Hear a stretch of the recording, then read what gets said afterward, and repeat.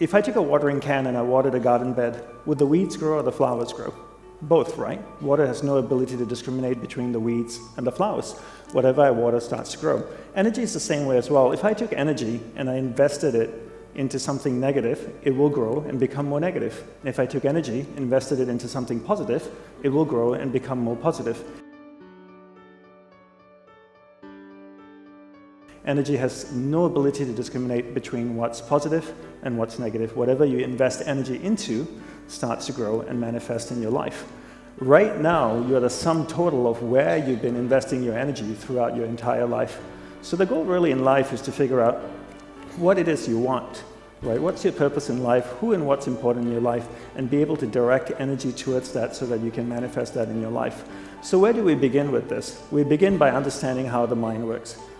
I'll have to say with you, after living 10 years as a celibate monk in a cloistered monastery in Hawaii, this would probably be the most important thing I could ever share with you, understanding how the mind works.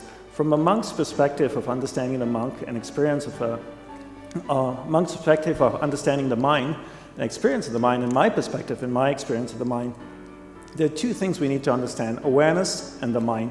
Let's define what they are. Let's define awareness as a glowing ball of light. So imagine an orb, a glowing ball of light that can float around. Let's call that awareness and put that aside. Now let's define the mind. Let's define the mind as a vast space with many different areas within it. One area of the mind is angry, hatred, jealousy, joy, happiness, sex, food, art, science, technology, a whole bunch of different things, right? Your awareness, that ball of light, can actually move to any area of the mind you want it to go to. So if your awareness, this glowing ball of light, goes to the happy area of the mind, it lights up that particular area of the mind. You become conscious of being happy. Are you happy? No, you're in an area of the mind called happiness. If this ball of light goes to the angry area of the mind, it lights up that particular area of the mind. Are you angry? No, you're in an area of the mind called anger. And by using your willpower and your powers of concentration, you can actually take your awareness, this ball of light, to any area of the mind that you want to go to. And here's the most important part. Where your awareness goes, that's where your energy is flowing. So if your awareness goes to the angry area of the mind, your energy is flowing there, it's actually strengthening that particular area of the mind. And this happens all day, right? All day we allow people and things to dictate where our awareness goes. And because they dictate where our awareness goes, that's where our energy flows as well. And where our energy flows is what manifests in our life. So really the goal in life is not really to control your mind, but rather to control where your awareness is going within your mind. So don't control your mind, control where your awareness goes within your mind. How do we do this? We learn the fine art of concentration. First, let's define what concentration is. I define concentration as the ability to keep your awareness on one thing for an extended period of time. So if I can keep my awareness on this lady and hold it on her, I'm concentrating. If I allow my awareness, my ball of light, to move away, I'm getting distracted. I use my willpower and I bring my awareness back and I hold it on her. Being able to do that allows me to concentrate. Most people can't concentrate for two reasons, right? One is they've never been taught how to concentrate. Second is they never practice concentration. I travel all around the world and I ask this question and nobody puts their hand up. How many of you, when you were growing up in school, were told to concentrate? Isn't that amazing? You get told to concentrate, but you never get taught how to do it, right? When I was growing up, I got told to concentrate all the time. Dandapani, concentrate on doing your homework. Dandapani, concentrate on eating your food. Anybody want to show me how to do it? No. How many of you have kids? How many of you tell your kids to concentrate? Have you ever showed them how to? No, right? And then if you don't show them how to concentrate, how would they know how to do it? And then if you want to be good at something, you have to practice it. If you want to be really good at concentration, you need to practice it all day. People are good at distraction because that's what they practice all day long. It's not that they don't have the ability to concentrate, they've just practiced distraction and become really, really good at it. So how do we concentrate? We concentrate by practicing doing one thing at a time and integrating this practice into our everyday life. So for me, I look at my average day and I ask myself, what's a reoccurring event in my life? Every day I speak with my spouse. Every time I speak with my spouse, I give her my undivided attention. I keep my awareness on her. It drifts away, I bring it back. It drifts away, I bring it back. I keep my awareness on her, I give her my undivided attention. Now every day I also speak to my clients. I speak with my clients, I speak with my friends, family. Every time I speak with somebody, I give them my undivided attention. If I'm on the phone, I give the person on the phone my undivided attention. I practice doing one thing at a time.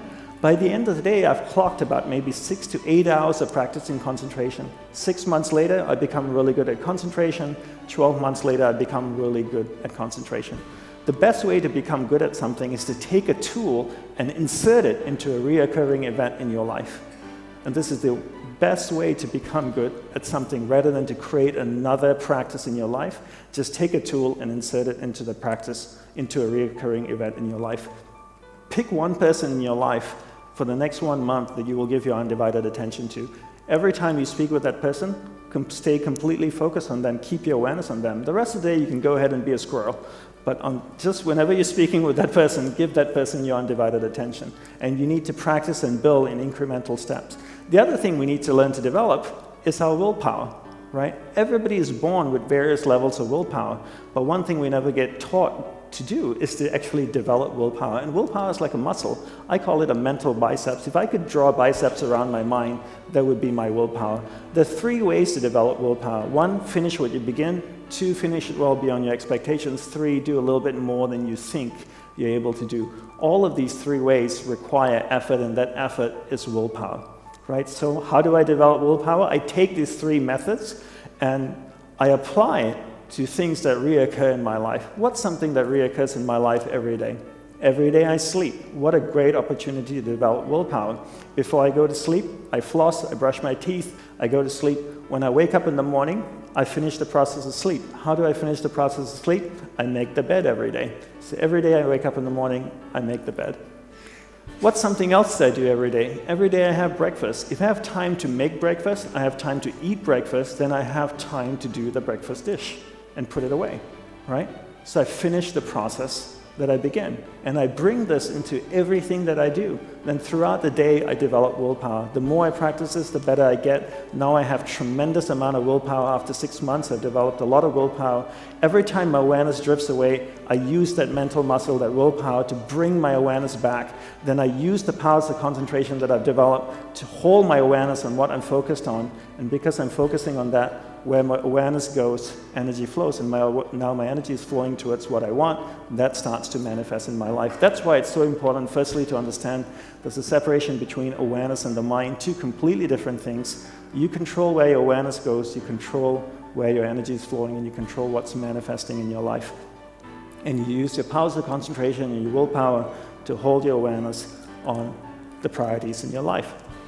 The next thing we want to do is to learn to manage energy in our life, right? This is based on the premise that we only have so much energy each day. We have a finite amount of energy each day. Each day we have this much energy. We take our energy and we invest it into people and things around us. We keep investing until we have no more energy left. We get exhausted. That's usually around 11 or 11:30 or midnight. We go to sleep. Our energy builds up again. We go out the next day and we invest our energy into people and things till we have no more energy. But the one thing most people don't do is we never evaluate who and what we're investing our energy in. So I always tell people to treat energy the same way you treat money. It's a finite resource that needs to be wisely managed, wisely reallocated, and wisely invested. No matter how rich you are, you only have so much money, right? And before you spend money, most of us think and evaluate what we're investing our money in. If somebody asks us for $5,000 or $30,000 to invest into a startup or a company, we would ask questions. We just wouldn't hand them $30,000. We would ask, what's your plan with it? What are you going to do with this money? What's my return on my investment? Because it's a finite resource. So why don't we do the same thing with energy? Before we invest energy into someone or something, why don't we evaluate if that person or that thing is deserving of our energy?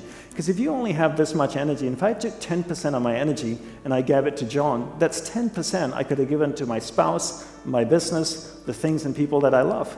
Remember the law of thermodynamics. Energy cannot be created or destroyed, but it can be transferred or transformed from one thing to another, right?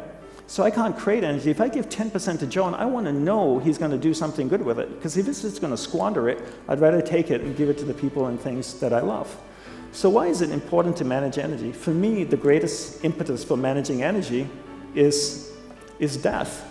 Death is the greatest impetus for me to manage energy. I realize that life is finite, that I only have one life as me. And regardless of my beliefs, I know I have one existence, and as Dandapani, and what happens after death, I'm not quite sure. We all have different upbringings, different religious beliefs. Some people say when you die, you go to heaven or hell. Some people say when you die, it's game over, that's it, nothing happens afterwards. Some people say when you die, you get reincarnated as a man or woman. And others say you get reincarnated as a man, woman, maybe an insect or an animal. But no one really knows. We have our beliefs and we hold strongly to them. But no one's ever died, gone to heaven, taken a selfie, come back, posted it on Instagram and said, look at me here in heaven, #pearlygates, right? So we don't quite know, but the one definitive thing is that we know we're going to die. And I know I have a finite amount of life. I don't believe life is short, but I do believe it's finite. And because my life is finite, I want to be extremely clear where to focus my energy. There's no point learning to concentrate if you don't know what to concentrate on. So along with learning concentration, it's really important to also learn what to focus on. So what I would recommend as a homework is to be clear what your purpose in life is. One way to do this is to spend 5 minutes each morning reflecting on what your purpose in life is. Get to know yourself. Most people are happy to spend time with other people and things, but very few people actually make time to spend time with themselves. So when you wake up in the morning, take a shower, go to a quiet place in your house, sit down, and ask yourself questions about you. What do you want in life? What's my purpose in life? Why am I here? What do I love? What am I passionate about? How many people can genuinely answer, this is my purpose in life? Very, very few people. Once you're clear with your purpose, you know what to concentrate on, and you know what to direct your finite amount of energy towards.